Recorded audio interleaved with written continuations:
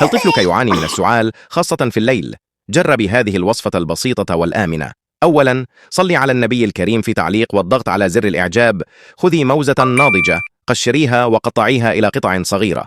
ضعيها في إناء زجاجي وأضيفي ملعقة صغيرة من السكر. بعدها، ضعي الإناء فوق حمام مائي واتركيه على نار هادئة لمدة 10 دقائق حتى تصبح الموزة طرية ويخرج منها السائل المفيد.